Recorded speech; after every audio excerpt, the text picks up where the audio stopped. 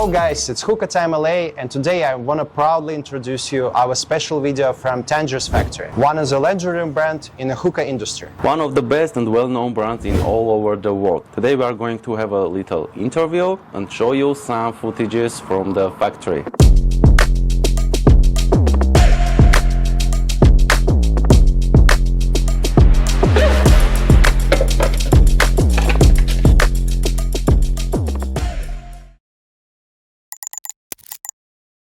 I want to introduce you the president of a Tangiers company, Tess, who with company from the first days. Hi, first of all, thank you so much for this opportunity to show our viewers and the hookah enthusiasts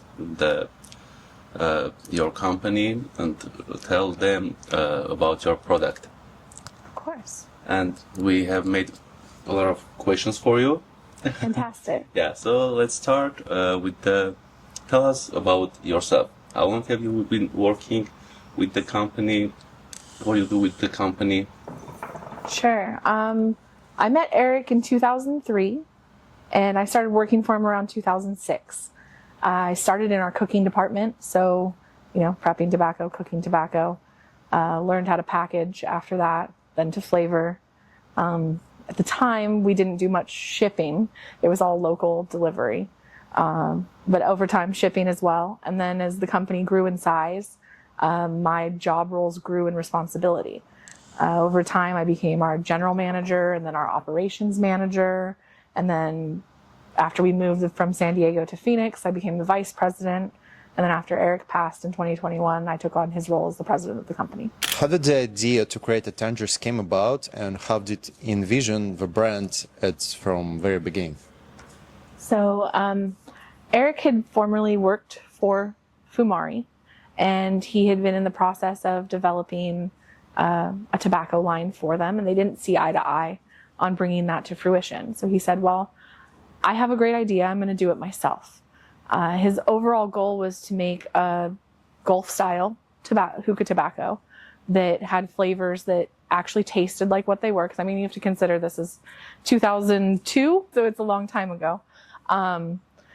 He wanted the flavors to be true to what they actually taste like, and he wanted something that lasted longer than a typical bowl at that time of other hookah tobaccos. So that was the goal. The original idea was to make, 10 or 20 individual flavors, then people could blend at their own will to make mixes. And then it's evolved over the years. And before that, Eric works, you said, He worked for Fumari. For the Fumari. Yeah. Oh, some kind of he took some experience from Fumari to create his own tobacco, yeah? He worked in their lounge, and then they worked with him to potentially create a line of tobacco, but it never saw market. They didn't see eye to eye on IP rights and how it was supposed to be. He had a different vision than what they were envisioning. But yeah, Fumari is what first introduced him to hookah tobacco in San Diego in the early 2000s. And funny enough, he actually started working there on September 10th, 2001. Right from the beginning, he wanted to make the strong tobacco. Yeah, he spent a long time in development. I didn't meet him, obviously, at that time. I just know what he's told me of the story, right? So I didn't meet him until 2003. And at that point, he developed probably in the neighborhood of 8 to 12 flavors, different flavors, and had gotten down what he wanted for the base product. So, and then he rented the initial lounge space on September 11th of 2003. Why was the name Tangiers chosen, and is there any specific story about it? So I don't for sure know why the name Tangiers was chosen. Eric never told any of us what specifically motivated that.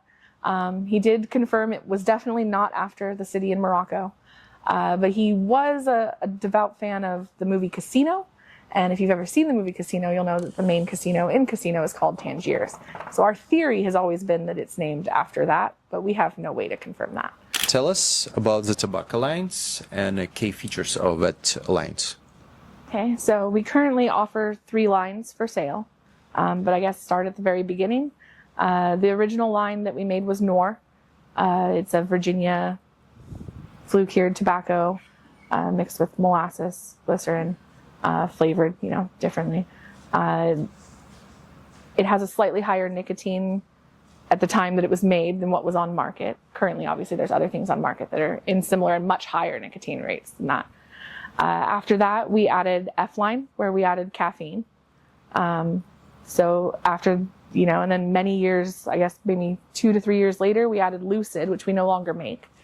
Lucid was a wash tobacco made with Virginia flue cured. So that was discontinued in, 2012, 2013 when we brought Burcook out. The Burcook line is made rather than with molasses, it's made with agave as a sweetener base. And it allows a different range of flavors because you don't have as much competing background flavor from the molasses versus the agave. And it's currently not in production, but it probably will be again sometime in the future. And then we also have Burley as well, that is, made with Burley tobacco, higher nicotine, a little bit harsher to smoke. We don't offer it in as many flavors. And the most popular line of tobacco right now? Nor. It's always been Nor. Always been Nor, Yeah. First and most popular, yeah? Yes. Okay, gotcha. Thank you so much. Okay, the next question will be, how do you select tobacco varieties and where do you get the raw materials from? All right. So tobacco varieties are selected to ensure that product remains consistent, right? So we use Virginia flue cured for Nor, for Burcook, and we use Burley for F-line and for Burley tobacco. All the tobacco crops are grown in the U.S. Most of our materials are sourced domestically in the U.S., with the exception, obviously, of vegetable glycerin that the United States doesn't really produce. So do you produce your own aromas or you buy somewhere? They're purchased from flavoring houses. We don't make our own flavorings in-house. The next question is, I'm very interested in it. Do you use salt nicotine in your production? No, we don't. All the nicotine that's in Tangiers tobacco is naturally occurring in the tobacco plant. That's a huge respect. Thank you. Thank you. Okay, so next question. Do you have like a special recommendation to pack your bowl or just do what you like? Well, to pack my own bowl, sure. Tangiers, there's many videos already posted online that show you how we recommend for best use to pack the product. But ultimately, however you enjoy it is how you should pack it. The next one, by what criteria do you decide to release a particular flavor? Okay, so we're kind of always in flavor development. We try new stuff frequently, often. Sometimes we have an idea of something that we may want to bring to market, a gap that we see isn't covered by another brand or that we feel doesn't meet our expectations sometimes. Sometimes it's just a matter of, hey, a flavoring house sends us in some samples and we go, this is fantastic and people should try it. To determine if it's, going to be good enough for market, is it different from what we currently offer? Does it have the expected longevity that Tangiers is supposed to have? Is it well balanced? Does it perform how we anticipate it will? And does it do so with different methodologies, different pack methods, different charcoal, smoked on different days, to ensure that the customer is getting the best experience? Top 5 best-selling flavors of Tangiers.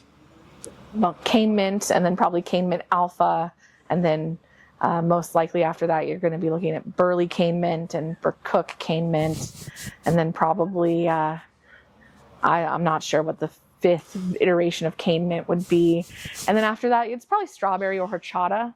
But I don't know the specifics because it changes all the time as orders change. So you know something about mint. For sure, yes, yeah. Are there any flavors that unexpectedly became popular? Yeah. So cane mint. We didn't really anticipate that one. Fong used to work here. He's worked here off and on over many years. We were like, hey, we should make a stronger mint. And Eric was like, we don't need a stronger mint. And I was like, yeah, we definitely need a stronger mint. He's like, I don't want to test a stronger mint. And so he's like, you guys, you go ahead, you test it. And so we did. And we got to the point where it was like, okay, we're one step above. It's not smokable easily anymore. And so we went back one step and that's what became cane mint. And, it sells very well. But he told us it'll never sell. It's a terrible flavor. Which Tangiers flavors your employees smoke more often? So currently I smoke a lot of Experiment. They've been smoking a lot of Muerte Poro Rose, Mango Fling, which are both new releases. Wintergreen is always a hit with the production employees. Peach Iced Tea has been a resurgence back into what we see them smoke regularly lately. Always a little bit of cane mint, lemon lime for sure. So most flavors, what smoking your employees, it's new flavor or it's like more classic flavors, yeah? Yeah, it's probably about half and half. It just depends person to person. Everyone has their own individual taste. Are there any secret or internal flavors? Oh, well, I'm sure there are some. But there's also some flavors that just aren't widely produced. So Hookah Vault out of California has an Empire Mint flavor that's exclusive to them. Atmosphere, the lounge in LA, has a flavor that's exclusive to them. We have exclusive flavors. Texas Hookah has Cashmere Mango currently. Hookah John has Cashmere Lemon. 5 Star has Chocolate Cherry that you can only buy through those specific vendors. But internationally, they're available. And sometimes we'll also do limited time exclusives where, hey, here's a flavor that we kind of want to sense how the market's going to respond to it. We're going to give it to someone for a period of time and see how it does in sales and get some feedback before we do a larger launch. Also, you are very interesting. The tobacco that is for the market of the US, and the ones that are for the export. Okay. Because I heard it from different smokers. That they say the ones coming from Russia, they say the one we smoke there, it feels different than the ones we smoke here. Is there any differences? There's no differences. All the tobacco we produce is produced in the same way. The only differences are going to be your packaging materials, and that's going to be based off of the country's requirement for packaging materials. Thank you so much. I guess it can be the microclimate differences. Oh, for sure. It could be the microclimate, yes. Thank you. So how do you feel about the fact that you become a guider from many Russian brands? Ooh. Well, I don't think we intended to. I don't think that was the goal. I think when Russian sales started, over a decade ago now, we just couldn't scale with production and keep prices low enough internationally. And so obviously that creates a market need. And they wanted, what we were creating, but at a lower price, in a slightly different format. I mean, it kind of harkens to what are the 2 main reasons that anyone starts a business, right? If you're going to produce a new product, then you generally have 2 ways that you're going to get there. This doesn't exist and I want it, or someone else is doing it, but I think I can do it better, cheaper, faster, and so I'm going to do that. And if we've left that gap, then that's what they should take up.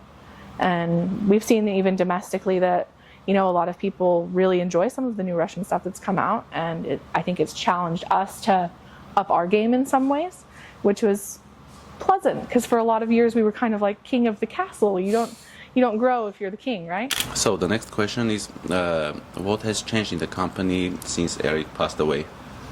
Oh boy. I mean, we try to always keep up his quality standards and make sure that the product is still exactly what he would have wanted it to be. And a lot of us that are senior employees spent many, many years working with him. So it's kind of like we have a little Eric voice inside of our head. I have heard that he was being very strict, about the production to keep everything correct. Oh, we're still very strict about production. So that hasn't changed at all. We have digitized a bit in the front office, We used to live in a 1950s paper world, and we've opened our minds to the idea of digitization. Tried to make things a little bit more streamlined for customers ordering, So I heard one rumor, is it true that Eric could not release a batch of tobacco if it did not meet your requirements? Oh yeah, of course, and that's still true. The largest example that I can think of is, so back in 2016, 2017, we had issues with Bercook being overly STEMI, and it was going to cause, a massive cost for labor to get it to where we wanted it to be. And so we went ahead and discontinued the entire Bercook line for the better part of 9 months waiting on a new crop. So, but in addition to that, we have checks and balances in place in our production every step along the way to ensure that nothing reaches the public that isn't supposed to, and that everything is up to our quality standards. And you're still doing the same, yeah? Yes, still the same. And in fact, we probably have more quality assurance than we had when he was around. How do you see the development of the hookah industry in the next 5-10 years? Oh boy. Well, I think we're going to see more of what we've seen. More international brands coming up with new and interesting things. We've also seen the last few shows that we're going to start seeing vaporized hookah products, right? Due to European regulations, mostly for heated tobacco. So you're going to see the e-hookahs come back in. We'll probably see additional regulation, definitely in terms of packaging materials. We've seen it domestically and internationally, and there's already timelines for some of it to ensure that packaging materials are fully recyclable, or like 90%. There's implementation guidelines on that. We'll probably see a constriction still further of flavor availability around the world as various government agencies try to ensure that their populations are not smoking. So hopefully industry will be innovative and come up with ways to work around those and still supply hookah and tobacco to people that want to enjoy it. So what's advice you can give to people who want to try Tangiers for the first time? I mean, I guess maybe watch a bowl packing video first. Make sure your hookah's clean, and if it doesn't work the first time, don't be afraid to try again. And for the beginners, I can tell you something from my own experience. If you don't like Tangiers right now, I promise you will love it someday. Even it's not in a month, in 2 months, maybe in 1 year, you will love it. It's actually a great product. If you don't like, just try it again. What I can say about the Tangiers, what I saw here on your factory, and actually I want to give you my respect of it. So I saw like a small company, but who produced like a great product. And what I was surprised here is like a small family. You know employees, all your employees, by the name, and it's really cool. So I never saw like such a company where it's like all people what and that's really cool. I like Thank you. it. It's We love them all, and they all care about the product. They're all here for the right reasons, and they take pride in what they do every day. so make some kind of sick of that product, yeah. Yeah, I mean, if they didn't like making it, if they didn't like being here, they probably would have left. I mean, our average employee has been here 5 years or above. 4 years above. Yeah. Wow. Wow. That's really cool. Okay, thank you so much for this interview. Thanks for having us. Thank you for showing us your factory. Everything made us a great tour in the factory. Thank you very much. Thank you guys both for coming. It was a pleasure, and thank you so much for smoking and loving Tangiers. We appreciate it. Don't forget to smoke Tangiers. Virginia flue-cured tobacco, pre-processed. Burley strip, compressed before processing. Burley tobacco after being brought down to the correct size before it goes through the cooking process. Post-cook Nor tobacco.